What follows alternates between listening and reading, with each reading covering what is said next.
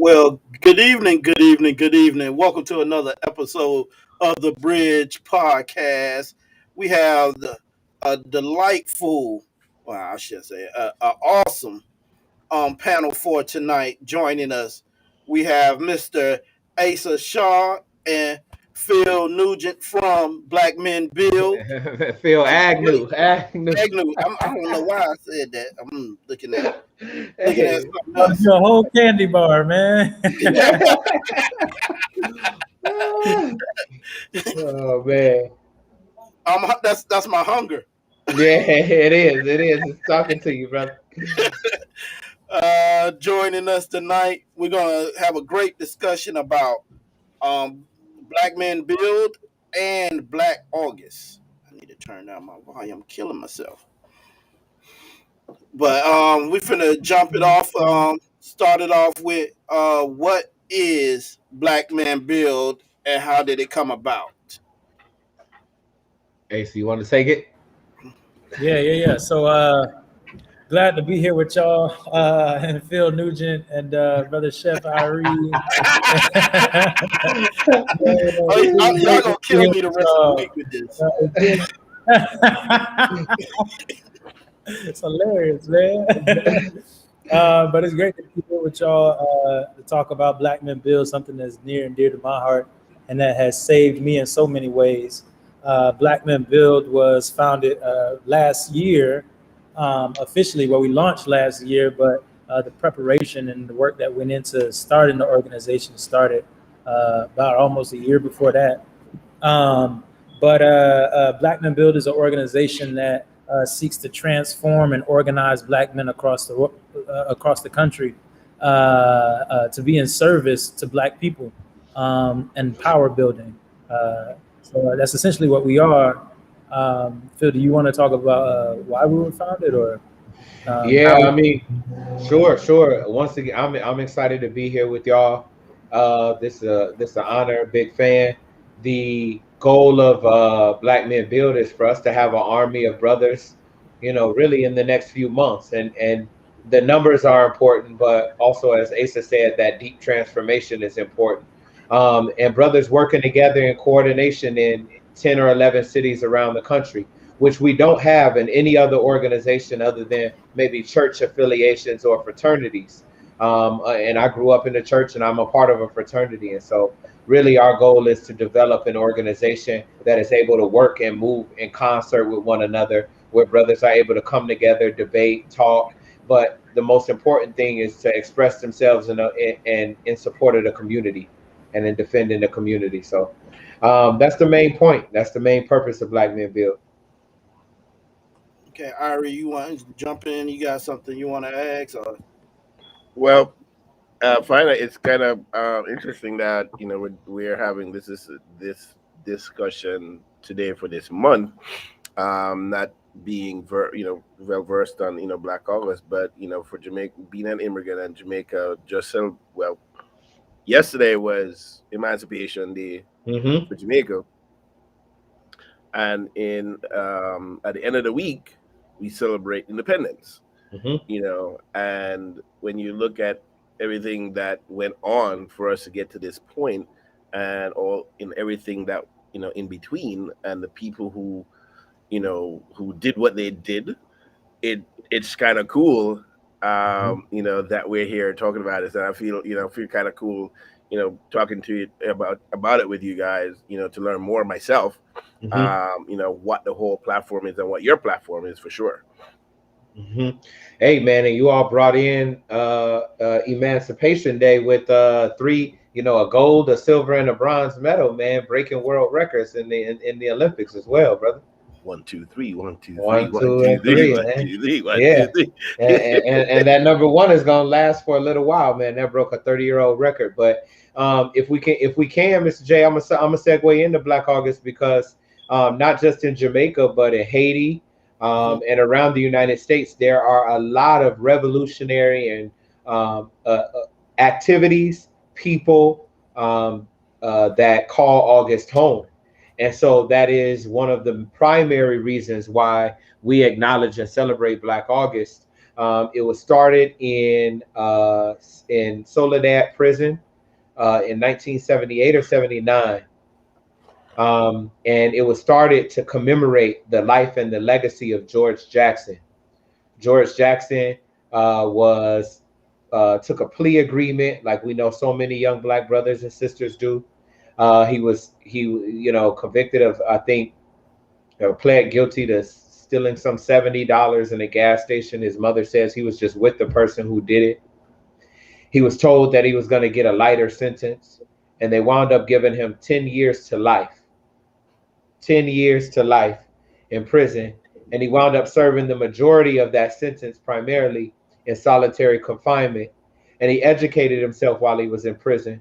He already had a mother named Georgia Jackson, who had already built in him a strong consciousness. But he became a radical revolutionary leader and founded the Black Guerrilla Family and a number of other institutions behind the prison walls.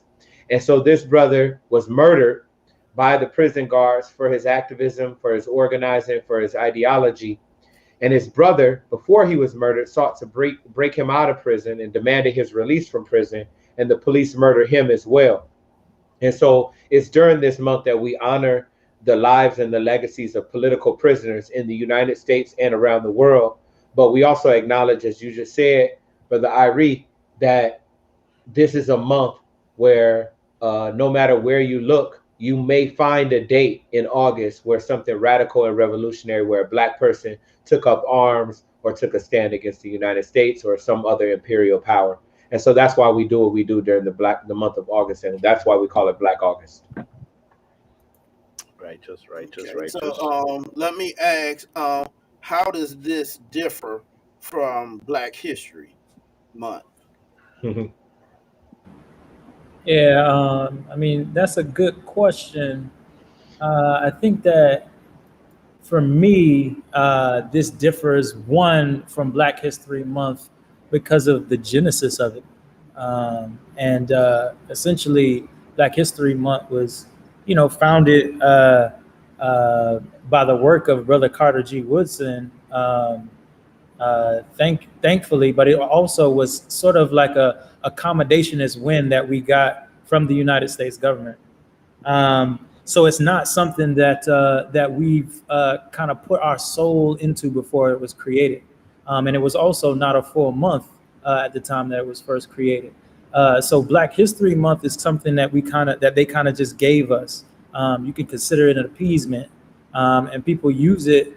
I think in that way too. People don't really observe it in the way that, say, Jamaica observes their Independence Day, or people don't really observe it in the way that we would want Black folks to observe Black History Month. But Black August, on the other hand, comes out the blood and struggle of Black people. It was created by brothers that are currently suffering at the bottom of the United States Empire, the people that are colonial subjects of the United States Empire, that are living behind the cages that the United States Empire has created to sort of,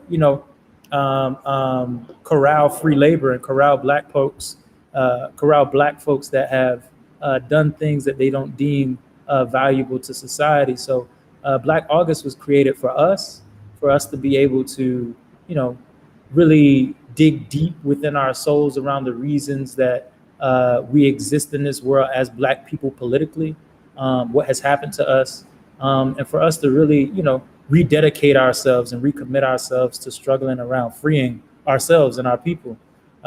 So Black August, I think, was like something that we created, a feeling of self-determination.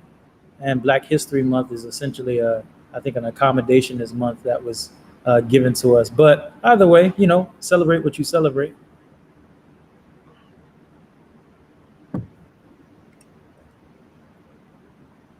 Ari, you have something you want to expand upon on that, or? No, I'm not. I'm taking some mental notes right now. Okay. Mm-hmm. So I would ask, so how do we participate, or how do we celebrate during the month of Black August? That's a great question, and I think In addition to all the things that Asa said, this is also one of the differences between Black History Month and Black August. Black History Month has become a thing that McDonald's, that Apple, that Nike, that the major corporations of the United States have been able to use to make money, right? And to latch on and to take on this garb of being in support of Black people. Black August, with its roots, as Asa said, is a radical revolutionary concept. And so you cannot passively celebrate Black August as you can do Black History Month. And look, I love Black History Month. I grew up loving it. This is not no dig on Black History Month. I think people observe it in a lot of different ways, and it's an important thing for us to have. But Black August, how people participate in Black August is through a fast primarily. There are three major tenets to Black August: to fast, which I'll break down in a second quickly; to train, which I'll do the same; and to study.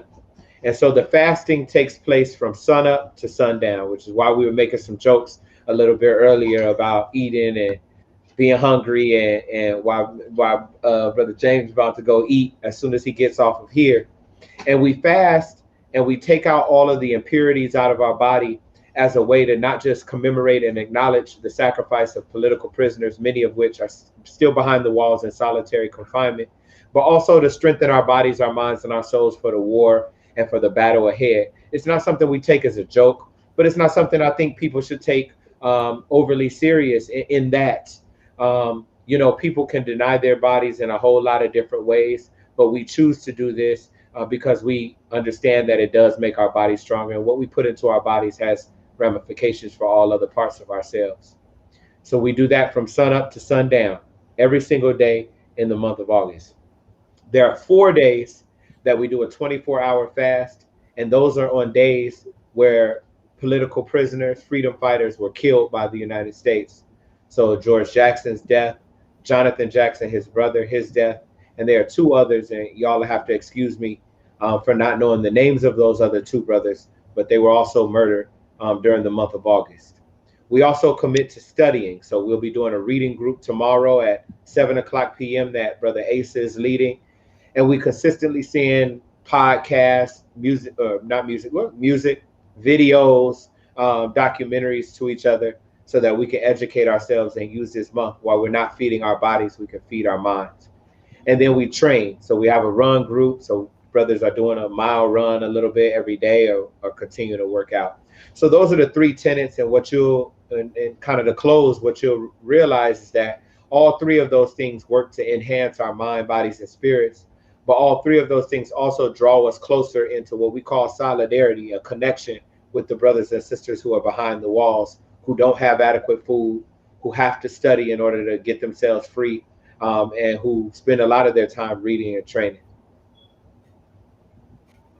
Well, it's interesting. I didn't know that there was a fasting component of the whole Black August, which is that's kind of cool.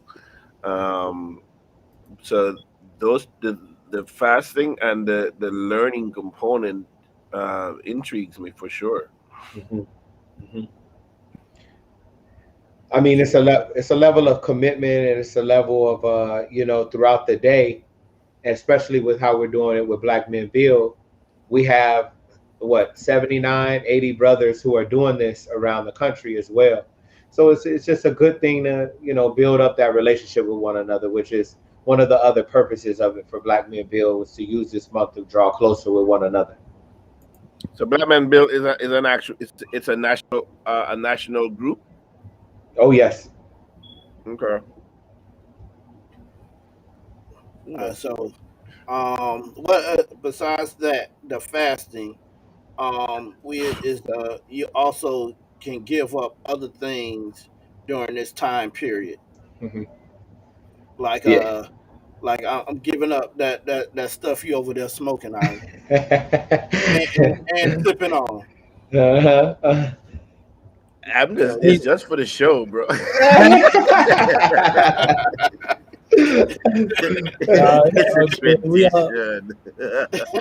It's all good.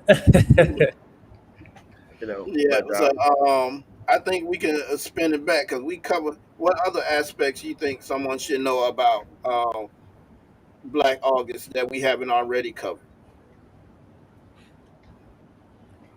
I think just also to that August is not only wasn't founded by folks uh, behind the walls, but also that it's really to not only remember the folks that are still behind the walls, but also to actively find ways to support them. Mhm. So there's a lot of folks, uh, political prisoners behind the walls still um for struggling for Black people, for political reasons, and those are the only reasons that they are there because they decided to stand up and fight back against the United States in different ways. Mumia Abu Jamal Mhm. is one brother that's still behind the walls. Um, um, uh, uh, what's that other Black Panther's name, Phil? I'm sorry. That's behind the wall. I don't. I mean, I think it's over. It's like 17 brothers. So, Yeah, um, but yeah. if y'all go to Jericho Movement, JerichoMovement.com or .org, then you can kind of look at all the different people that are still being fought for, that are behind the walls because they did something political in service to Black people. So Hmm. it's not only just like I said, to remember the folks behind there, but to also find ways to actively fight for them in their cases that are still being brought up in courts. So you can do that by contributing money to the case because they have large legal fees, and also just spreading the word about these folks. So go to JerichoMovement.com or .org. I'm not sure. It's Uh, .com. I just looked at it. It's .com. Yeah. JerichoMovement.com and check out all of those folks. Read their stories, remember them, and then give some money if you can to support their cause. One of the questions that we have is you don't have to be Black to participate at all. We have brothers and sisters of all nationalities and ethnicities who are participating, not just in support of Black political prisoners either. There are white political prisoners. There are indigenous, native political prisoners. There are Puerto Rican political prisoners. If you go around the world, there are Palestinian political prisoners, Brazilian. There are many people of all races who find themselves behind the walls, and most of them, many of them, I would say all of them, are behind the walls for their political views and their activities and how the US or the Western world views them as criminal. And so it's not just, it started as something with Black revolutionaries in prisons, but this is absolutely an idea and a concept that has been adopted by people across the diaspora and across the world. so what's the so when I look at the landscape today, and and like I said, I've been here for 30 something years, and I'm like every year something always happens to spark new sort of learning for me, especially when it comes to Black culture here in in this country. And so I'd have to ask, given what happened in the past, for political individuals, on the freedom, fighting for for justice and all that good stuff. Um, how do you see that it doesn't seem like it's a big part of the fabric for us today in the way that I saw it when I look at documentaries and stuff like that. It's either moved into the background, or in a lot of places is very sort of non-existent. you know so how is it relevant today, and how we are making those people and their voices you know heard? Let me make sure I'm understanding your question correctly, and then if Asa wants to jump in, you're saying the freedom fighters or the movement, it doesn't seem to be at the forefront as it was in the past. Is that basically what you're asking? Correct. Okay. Yep. Um, Ace, you want to go, or you? I don't mind. Wait. I'll just say real quick that it's there's a misconception about the past that it's like hindsight is 2020 because we see all the videos and we know that there was these huge upheavals during that time. There was the Vietnam War. There was so much happening during that time. The civil rights movement. There was the gay rights movement, the women's rights movement. There's so much stuff happening. So people just assume that the majority of the people in the United States were engulfed in this whole conflict, or even chose a side on both of these conflicts, on any of these conflicts. But when you talk to some folks from back then, they also say that there was just as much apathy back then. There was just as much people that were that did not like Martin Luther King. There was just as much people that were in the streets back then are in the streets now, and vice versa. So I just want to say that we have to, when we're thinking about the past, we also can't romanticize it, and think about that the civil rights was just this very um, um, exceptional time. That stuff doesn't happen now. So I'll say that, and then I'll also say that in today's day and age, I think that right now, especially coming out of the 2010s, with the whole idea about the 1%, um, the the Black Lives Matter movement, Mike Brown happening, the Arab Spring happening, the election of Trump. So many things happened last year, not last year, but in the 2010s. Um, that was just, I think, so politically relevant that has kind of changed the way that I think a lot of people in the United States are at least viewing and looking at the world. And we can see that by policy and the way that the presidential candidates move and the things that they talk about, some of the things that the Democrats and the Republicans talk about, what's on people's minds in those ways. I know if you all have children, a lot of them are a little bit more conscious about some of these things right now than I was growing up. You know what I'm saying? So I think that we're in a special moment right now where the United States is moving in a way that I think that it hasn't in a long time. So I think that we're really in a moment right now, a whirlwind moment that could go in our favor or against it. It's just up to us and how we organize it. Okay. I have a question that's happening on Facebook that hasn't popped up. Is someone asks how can people join you in your efforts in observation of Black August? Go ahead and email me. They can email me or Asa. So my email is Phil, Phil, at blackman.build. ASA's is Asa at blackman.build.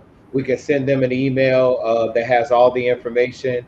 And really, you can, if you don't want to do that, you can start tomorrow. We do fast from sun up to sundown. And so wherever you are in the country, if you're on the East Coast, sun up is around 6:48 a.m. And so if you're up early enough, you can eat a good breakfast. And then sundown is around 8:06, 8:05 p.m. And so you would eat after that. But I would recommend that you email us. Once again, that's Phil at blackman.build, not blackman.com, but blackman.build. And then ASA at blackman.build. And we can send you the information for how you can get involved. We have a reading group that's happening tomorrow. So brother Bird or Sister Bird, you can find out what topics we're doing on our reading group. And if you email us this evening, we can send you the videos and the readings that we're going to be discussing tomorrow at 7:00 p.m. on Zoom. Okay.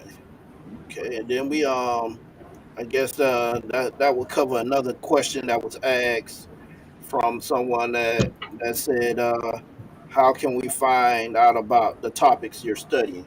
Yep. That's how they can find out. And during this month, whether you join us or not, we recommend that you read the two books that by George Jackson, which are a compilation of his letters, Soledad Brother and Blood in My Eye. both incredibly important texts, very easy to read, very plain language, but captures the analysis, the anger, and really in a lot of ways is a prophetic document because he predicts and calls out a lot of things that are happening right now. The study sessions are absolutely open to the public, Kendra. We would love to have you. Yep, just email us. Okay. But All right. So let's that's spin it back for to. the Zoom link. Okay. We're gonna spin it back to Black Man Bill right now, Hmm. and could ask how can brothers join the organization or get affiliated with you? Hmm. Yeah, so we have we're trying to build a deep organization that's disciplined and also, walks the talk and does what it says it's going to do and is an organization of principle. So we have a membership process. So first, you would have to first thing would be to email either me or Phil at the emails that he said before, or email brother Rodriguez at blackmen.bill, and that's Rondriquez. No, I think his is actually R White. R Oh, White. okay. So R White at blackmen.build, R White at blackmen.build. He's our at-large organizer. Email him to start getting a part of the membership process of the organization. And our membership process is just a couple of things. You have to sign the values pledge. You have to be inside of a hub or a chapter where we have one. We have chapters in 7 places across the country right now, and building them in other places too. You also have to attend a couple of our mass meetings and attend membership orientation, and then pay dues, and then you're a part of the organization. That's not too much if you're willing to get down with an organization that we believe is worth it. So that's our membership process, and email us, hit us up on Instagram at blackmen.build. I mean Blackmen Build on Instagram, on Facebook, and all handles. Ari, you got anything you want to jump in on? Yeah, I have a question. So, given the nature that we have multiple organizations that get formed all the time, and so how does Black Men Build differentiate itself from, say, something like was it 100 Black Men and other organizations, and how that's one question. And the other question is, how relevant is Black Men Build in its voice in the local communities? Yeah. Yeah, both great questions. So 100 Black Men, incredible organization, Urban League, NAACP, all of these are really great organizations. I've been a member of NAACP before, and I'm also a member of a fraternity, Alpha Phi Alpha. ASA is also a member of that fraternity. Well, I understand 100 Black Men specifically, just because you mentioned it. This organization is really trying to cultivate, a talented 10, the best Black men in the city who are successful in business, who are successful in law, who are successful in medicine, and really bring them together for the uplift of the community. And I think that's a really good goal. And I think 100 Black Men is a really interesting and cool organization. How I would say that Black Men Build differentiates from it is our political views. Our political views believe that assimilation into the United States, though we all to some degree have to be, we live here, we pay rent or pay mortgage or work here. So we're not foolish, but that the grand goal is not for us to be better American businessmen or better Black faces in white spaces. Our goal really is a revolutionary goal. And you talked about Emancipation Day, Independence Day. We believe that Black people, poor people, Native people in this country have yet to see our independence and our emancipation from a system that wants to kill Black people. It's very, very simple for us. So our political line and the political nature is very clear about who our friends are and who our enemies are. And we believe that the United States, in particular, has proven itself to be an enemy of Black people, not just in the United States, but in Haiti and Jamaica and the world over. And so we are a fighting organization. That is what we are building towards being. I wouldn't say that we are today, but our goal is in the next 6 months, a year, for our organization to be able to engage in real fights that win things for Black people in our cities, in the cities that we're located in. And so we will engage ourselves in campaigns. I wouldn't say election campaigns in the way that people think of politicians, but in campaigns that we hope will win real material benefits for people in Miami and in St. Louis and Houston and New Orleans and Atlanta and Milwaukee and Detroit.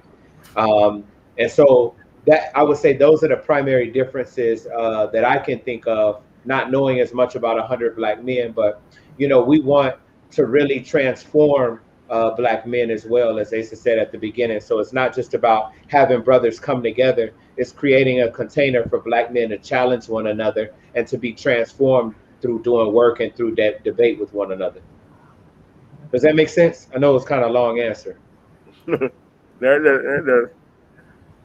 Yep. All right. Mhm. So, I will, any do Black Men Bill have any events or anything coming up? Yeah, we've oh, you want to go, Ace? You got it. Um, yeah, we've got a number of events coming up. We have monthly events that we do at our hub, which is located at 5505 Northwest 7th Avenue, right next door to the Burger King. So this week we have our chess club, which is on every other Wednesday. So if you come over 5505 Northwest 7th Avenue, if you don't know how to play chess, which I'm one of those people, you can come and learn and get better. If you're a seasoned chess player or a grandmaster, then you can come and play with other brothers and sisters and children who are very good at chess. So we have our chess club at 7 p.m. this Wednesday and every other Wednesday following. This Friday, we also have a kickback at the hub where we'll be breaking our fast. As I said, sun up to sundown, we'll be breaking our fast together and have some incredible food if you want to join us for our kickback, also located at the hub. On this coming Monday and every second and fourth Monday, we have our men's circle. That is the one thing that's just for brothers. So you can come to the meeting. It's a time for us to talk and just to build and to engage with one another. Um, and those are the recurring events that we have, and we're going to add to that calendar. So just to refresh, this Wednesday and every other Wednesday, chess club. This Friday and every first Friday, we have our kickback. And this coming Monday, a week from today, and every second and fourth Monday, we'll be having our men's circle. And those are some of the events that we have coming up. If you want to learn more about the events that we have coming on a routine basis, you can email Gunder, Gunder, that's Gunder, at blackmen.build. And he can tap you into the other events that we have. All right, Phil. We have one of our recurring audience members, and sometimes a panelist asks for an example of a campaign. Yeah, so when I try to differentiate between a political campaign, which is usually for a person, we may campaign for free food, free a breakfast program, right? Or it may be affordable housing. And let's choose affordable housing. So Brother Peoples, an example of a campaign that I would put forward is, if you know that at the beginning of this month, yesterday, a lot of the eviction moratoriums have gone away. And so the city is about to engage in a lot of evictions of people. And so one campaign that we may engage in, not now, we're not strong enough yet, but it may be a campaign to protect people's houses and let them and allow them to stay in their homes, whether they can pay for it or not. So it may be a housing campaign. So that's one version of a campaign. We may campaign for better public transportation, free public transportation, and expanded lines and hours for people so they can move about the city without breaking their bank. And so those are just two examples, but I think really there's 50 or so examples of campaigns that we could do that don't involve campaigning to get an individual person elected. Yeah, and just to add on that, campaigns for us really, what we would do is really based on the an examination and analysis of the place that we're at. You know, if we understand that, like Phil said, that moratorium's up and the state is about to start kicking people out of their homes, and these people still have not gotten jobs after COVID, then we know that we need to put up defense for our folks in some type of way. If say um, um, uh, in Miami, you know, climate crisis is a big thing, and that's about to really change the way that people live in Miami. If we know that that's an issue here, then we start developing campaigns and ways to get the city and the people around here, the people of power here, um, to really start putting an eye on this issue and educating our people to make sure that they're aware of what's about to happen and make sure that they're safe. So it really depends on a deep study of the place that we're in, an analysis of the place that we're in, to understand what's the right campaign to do here. We can't necessarily just say that we're going to give out a whole bunch of coats to people in Miami, because people in Miami don't need coats. You know what I'm saying? So Hmm. it's like, it's what does Miami need? What does Broward need? What does South Florida need? And then developing campaigns around that specific need, and then organizing our people together to figure out how do we solve that issue together. Okay, Mr. Are D, we there lost. yeah, I got Go a ahead. question. Are there what one of the things that we talk about on this show a lot is how we all work together, in various aspects, of community. And I'm always asking, you know, about collaborative efforts. So are is so Black Men Build are is this group on a local level working with other groups within the community for different things. Oh yeah. Oh yeah. So currently we just left the meeting. Ace is still at the office, but we just left a meeting where we're working with an organization. I hope you've heard of it, but if you haven't, I would love to get them to be on your show, called the Black Collective. And they do political and electoral work, getting campaigns on the statewide and local level moved. So we're working with Black Collective. We also work with an incredible organization that I know you all have heard of, called the Circle of Brotherhood. And so we work very closely with them. Our lead organizer, Dexter Chico Gunder, is also a member and a leader within the Circle of Brotherhood. So those are the two local organizations that we work primarily with. We also work with the Dream Defenders, which is another organization that I helped to co-found. Asa was at one time a leader in that organization.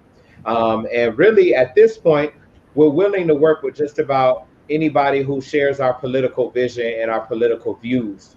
And that's an important thing. It doesn't mean that we think we're too good to work with people, but as you know, because you talk about partnerships, every partnership isn't equally yoked, and we want to engage in partnerships where we believe that our vision and the political work that we want to do aligns. And so, being a new organization, only a few months in Miami, we're still just figuring that out, but we've got 3 or 4 that we're working with consistently.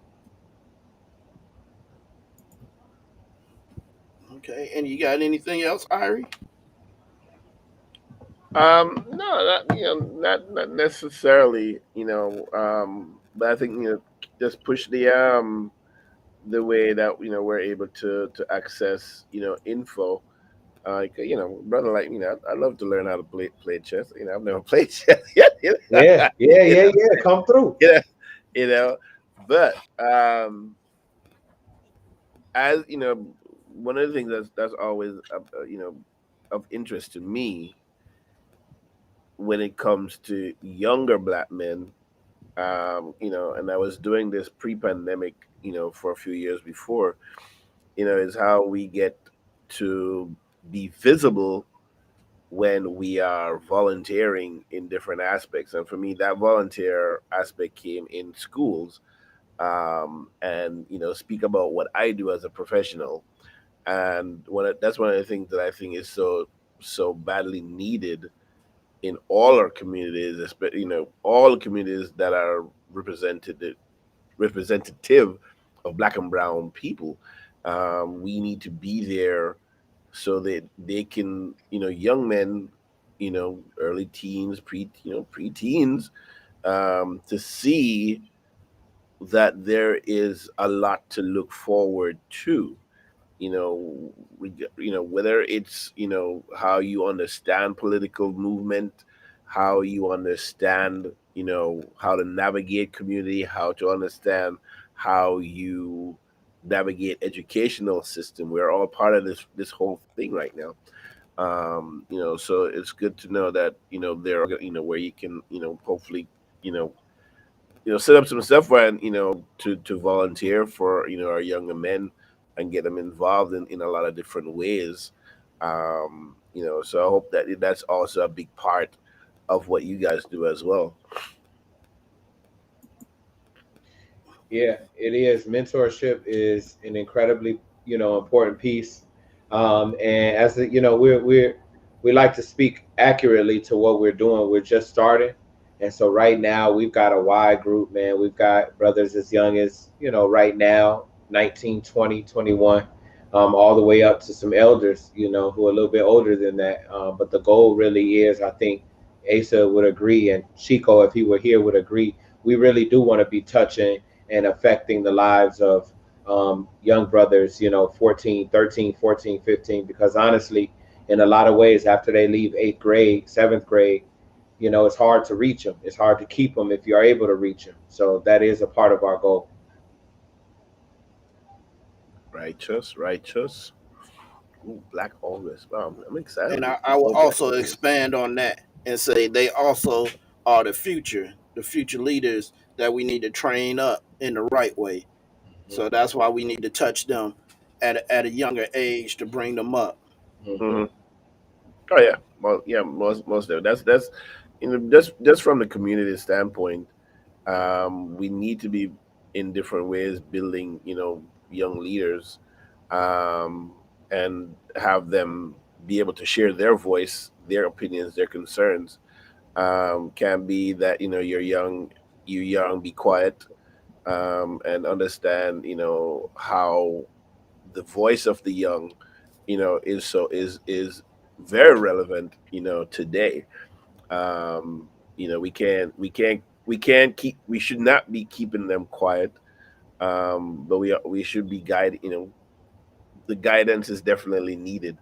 When we're talking about the next generation of Mm-hmm. fill in blanks. Question come up. Yeah. Yes, as we speak about community, what are the biggest hurdles faced when addressing the community? That's a question by Mr. Detron.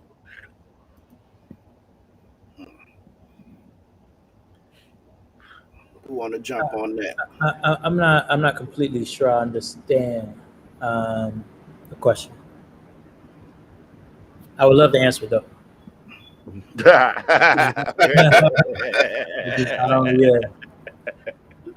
The only thing I'm mixed up on is when addressing the community, like when talking to the community, like when we go out, what's the biggest hurdles when talking to people, or what's the biggest hurdles facing the Black community? Right. It's Yeah. two big different maybe questions. maybe that's an A and B. That's an A and B answer. So you can address it from that point. The first one, yeah. What yeah.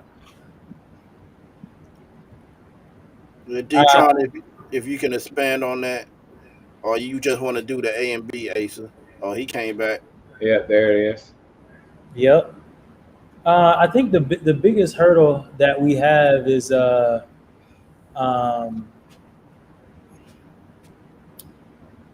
well, specifically if we were talking. So I'm from Broward County. I'm from Fort Lauderdale, and in Fort Lauderdale, it's different from even Miami, in the sense of Broward just has a lot more Black people, a lot more different kinds of Black people in Broward. Right? There's more Black people in Broward than Dade too, but there's just in the different types of Black people and Broward make it very hard to talk to all Black people in a way that's unifying. You got to kind of talk to each group in a different way to get them to the table, and then have conversations about moving forward as a group. So, in Broward, we got a large Trinidadian population, a Jamaican population, Haitian, African American, there's Bahamian. It's just so many different types of nationalities inside of Blackness, specifically. So when we're going out to the community, you kind of got to know where you're stepping in. Whose community is this? What kind of what folks here? What's their culture here? And how to have conversations with these folks. So I think in South Florida, one huge thing is around talking to Black folks when we're going out and addressing the community, is making sure that we understand the cultural differences of each set of Black people when we're having those conversations. You can't just go um, uh, uh, um, uh, to the Haitian community and have an event there and only bring, like, if you're buying food, you can't only bring collard greens and fried chicken and, like, macaroni and cheese. You got to have some griot and some, you got to have stuff that's culturally relevant. So you just got to, you got to understand which community you're walking in and how to unify different types of Black people around the same goal. So I think that's something really big in South Florida.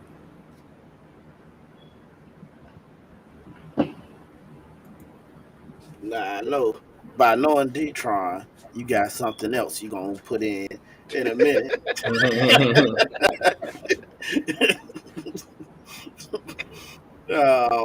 Which But is I, I which is good, which is good because sometimes you always want us to have someone that has quote unquote a third eye, a third level of reasoning. Oftentimes we sometimes don't always see it, so or it's always good to hear just the perspectives of interest. Mm-hmm. Mm-hmm. Mm-hmm. Mm-hmm. yeah, because I like to always hear his opinion when we're doing this because he, like I said, he's a person that's constantly tuning in and giving his asking questions or giving his point of view. Yep. That so See, I knew that the socioeconomic was going to come up because it is so relevant, and I think regardless of whatever whatever group you have, that is always something that we always got to make sure shows its relevance. Um, so you guys can see the question. So Yeah, I mean, socioeconomics is a huge part of the conversation. So, I mean, for us, when we're speaking to folks in the community, it's from a socioeconomic. I wouldn't say the whole part of it is, but you're not going to be able to build an organization unless you're able to engage with the material conditions, the economic and the social conditions of the people. And so we attempt to do that with every conversation. People want to know how they're going to eat, how they're going to have better schools, how they're going to have a better life for themselves, and why they aren't having those things. And for us, we come in with an analysis of why we don't have those things. And then our solution to them is that we as a community need to do two things: build our own, and to demand that the city, the state, and the country do what it's supposed to do with the monies that we already give it. We believe that Black people, in particular, but immigrants of all races and ethnicities and nationalities, are treated like an expendable resource in this country, and our socioeconomic condition is always at the bottom. And so, if we want to improve that, we don't believe that the answer to that is just start more Black businesses or, invest more money into just random Black projects, but that Black people need the power to determine what our lives look like and what our communities look like, just like other communities have that power, and to live in the way that we want to live. And so, I mean, I don't know that I answered the question. I hope I did, but I think you already answered the question.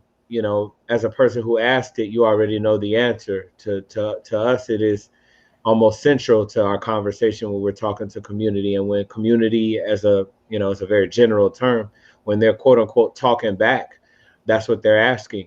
How do we improve our status? How do we improve our lot in life? And I think one of the answers to that is not just building an organization, but having the power. Ace and I were talking about it earlier, having the power and the experience and what it looks like to govern, and to be able to govern differently, because many of us behave as if we may never win. And so we don't want to even, mess around with what does it look like to have power, or what does it look like to make real decisions that have repercussions on people's lives. And so that's a big part of it for us. How do we improve those conditions? Okay. Well, I think we covered everything we need to cover. I know. Hold on. Say it to me. The fact checker. Oh, the question is asked: what different cities do you have chapters in? Yeah, sure. Right now, we are in Houston, Atlanta, Miami, St. Louis, Detroit, Milwaukee. We'll soon have chapters in Columbus, Ohio.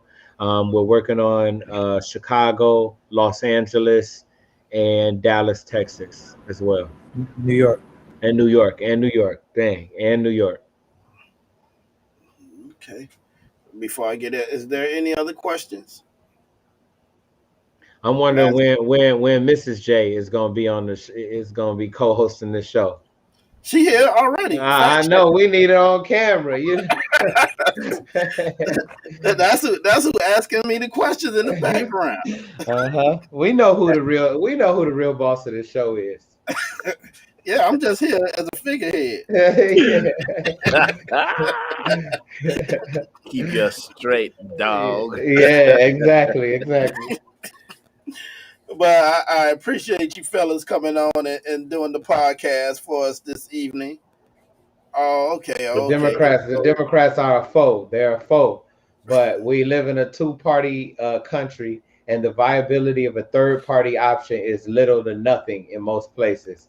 And so we have to work within the confines that we're in until we could break out. So similar to how the Tea Party and the right wing has completely reconstituted the Republican Party, there are some opportunities for us to fight and battle within the Democratic Party for control of the Democratic Party. But the Democratic Party is a foe. They're an enemy, but right now they're the enemy that we have the best opportunity to exploit. That's what I think we feel. Okay, because that's a common theme on this show that neither one of them are our friends. No, definitely not. But that doesn't mean we can't get in the game. That don't mean we get it. We got to get in the game. So quick. Earlier you alluded to one of the things that's happening right now. One of the things that some of the things that you could do for community, and one of the things you said was to help people, hopefully stay in their homes and stuff like that, providing ways to combat that. So right now, as it is, the moratorium has expired, and I know a lot of people are scrambling all over the country, not families and stuff, and I guess obviously um, people who are reaching out to help them. But when when people start getting kicked out of their homes and stuff like that, you know, um, what's the redress? What's the recourse? Well, there's supposed to be dollars that flow federally down to protect people and be able to keep them in their homes. What we have to demand is that the city and that the county steps in between the landlords and the slumlords and the developers, and protects the people who actually live and give this city what it culturally needs, and really the tax base of this city. And so the dollars are already there. They just need to be used. Many of those landlords who are going to be trying to come in and take the homes from people who have been in there and can't afford it also receive government subsidies. And so they're not hurting as much as they like to make a case out to be. They receive money from the government, and many of them are still receiving rent payments from those tenants, maybe not at the level that they want, but the greed has to stop.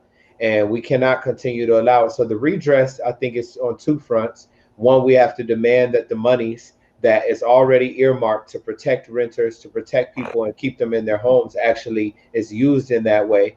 And I think on the other hand, we need to do some things that are maybe more aggressive that we can't talk about on the bridge. You know, we need to make sure that we are able to protect people. And if they think they could just throw people's clothes and livelihoods on the corner without anything happening, they might have to face some repercussions and consequences for that. We have to be organized for that. We can't just talk cash. We have to actually be there and be organized. Cool. Indeed, Okay, indeed. since y'all done started this, the boss told me to ask for y'all to give y'all social media handles for Black Man Build and the people to contact for becoming part of the organization again. All right, I'm gonna hand that to Ace. I've been talking. Yeah, we're Black Men Build on everything. So Black Men Build on everything, on IG, on Twitter, on Facebook, just Black Men Build. Um, and yeah, that's that's all I handle. The email for you for R White, Yep. what is it? R White at blackmen.build. Yep. Yep. So And rwhite at blackmen.build if you want to get involved with the organization. Any other questions in general, you can hit me up at ASA at blackmen.build or Phil at blackmen.build. all right, y'all made me good look good. I ain't gonna get in trouble tonight. Yeah. Yeah, I know you want to go eat, man. So I appreciate you having us man. on. Yes, sir. Thank you. Yeah, so I'm a hold on for 1 second. We gonna wrap. This has been another episode of the Bridge. Irie, do you have you gotta say something for this week or next week? Next week, Friday, Ricky Smiley morning show. 9:30, between 9:35 9:45. Um, Tomorrow, if you're following my links, I did an interview, just personal, talking about myself on podcast. If you guys are interested in following this particular podcast, it's called Knowing. You only know half, and it's a good friend of mine. Her name is Dahlia Walker Huntington. She's an immigration attorney here, but she's also big in community activism, political activism, as well. And basically, she interviews people who are um, Jamaican heritage, Jamaican descent, born and raised in Jamaica, and now live here in the United States, and just talking about our existence living in Jamaica and what it's like living here in the states. So that link comes out tomorrow. Take a look, see. Listen to me cut up and talk foolishness. No, that's it. you know, but yeah, but there's some other things that's coming down the pike. But I'm just grateful for um, a decent busy summer for clients and clientele and things that I can get involved in. Hopefully I'll get myself back in tune to doing some more stuff in the community. And one of my community things usually comes towards the end of the year, Thanksgiving project, where we do stuff for single moms, Hmm. and so I've been doing that for a few years now. So hopefully this year we get it bigger and get more people involved and all that good stuff. Wow. Definitely want to get more involved. Hmm. All right. This has been another episode of the Bridge. Catch you next week. Peace. Peace.